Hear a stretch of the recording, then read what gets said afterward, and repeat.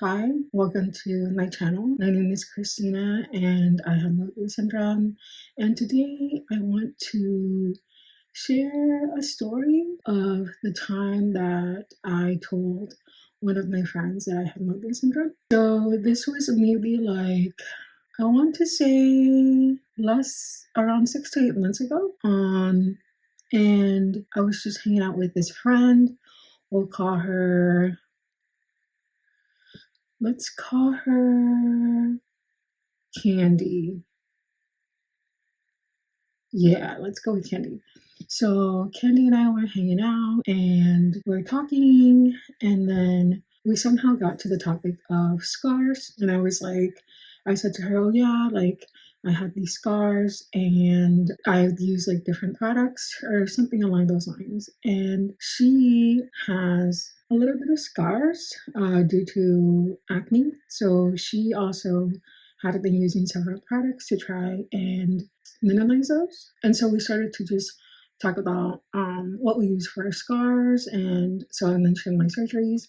And she said, "Oh, yeah, like, by the way, I don't want to be intrusive but like, can I know what your surgeries were for?" And I think because at this point, we had already been friends for a little over a year and we talked regularly and we talked a lot and got to know each other a lot. It wasn't in any way uncomfortable. It was just at that point part of the conversation because we already had established that trust and we knew that we each had good intentions and things that we asked each other or we told each other. So she asked, "Oh yeah, can I ask like what your surgeries had to do with?"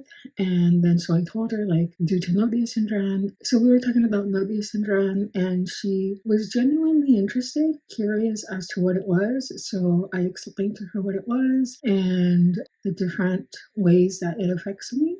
She genuinely seemed interested in the topic, or it wasn't probing or just intrusive. So I explained to her what Mobius syndrome was. I was describing things like, okay, like I can't like close my lips all the way. So then when I talk, it looks like a little different. And I think she might have said like, "Oh yeah, like I noticed a little bit, but like I understand you just fine."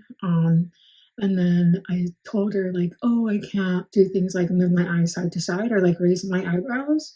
And when I mentioned not being able to raise my eyebrows, she was like, "I didn't even notice that. Like, it's not something that you really focus on," or at least she hadn't. And I think that's something I have gotten that before. Like, "Oh, I didn't really notice that you can't raise your eyebrows." Or even like people don't notice that I can't close my eyes completely, or when I blink, I don't close my eyes completely because when I do close my eyes, it looks like this.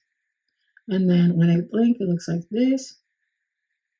And then when I do like, say I do a surprise expression, when people are surprised, they raise their eyebrows. So then I can't raise my eyebrows, but so when I look surprised, I look like that. So my eyes do widen, just my eyebrows don't raise.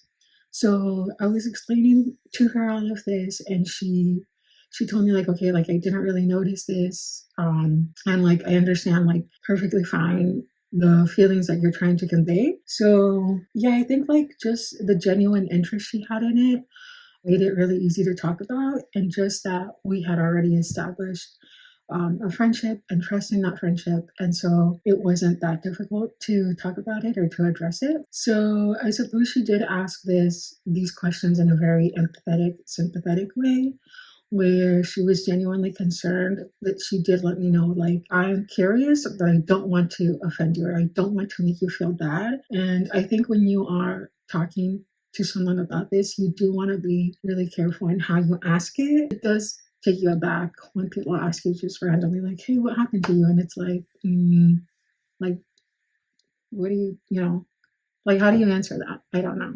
So we were talking about this, and she asked, I don't remember how I brought it up, but she asked, like, or we were talking about how people usually react when they see me, because I think I told her, like, Okay, when she said, I hope I'm not offending you, I did tell her, no, like actually, you're doing a great job talking about it because it was a very, I guess she was really concerned about how I felt of her asking me, but she was curious. So, we were in the conversation, it was relevant and we were talking about it. And I told her, like, oh, this is very different than a lot of experiences that I've had before. So I told her, like, a lot of times when people first saw me, automatically they were like, hey, what happened to your face? Or like, hey, like, what is going on with your face? Or like, why does your face look like that? And the look in her, the look she gave me, like, she genuinely couldn't believe that people just ask like that. Like, and she was like, there's no way that people had the audacity to just ask you like this. And so they do, like they did, they have. And so I think like that shows that you really have to be aware of what you're asking and like how you're asking it. These are not things that are easy to talk about. And what really helped in this situation was that we had already, like I said, established a friendship. So we could talk about a lot of different things. She really took into consideration my feelings. And there was that boundary of like, hey, if you don't want to talk about it, we don't have to talk about it. And I think, like I said, if you don't know someone, please don't just go ask them. Like, you have to have a filter, I think, when you're asking these questions. Even when I get comments in these videos where people say, I didn't know that this existed, like, thank you for sharing. I think in the spirit of learning, I guess, it's okay to ask.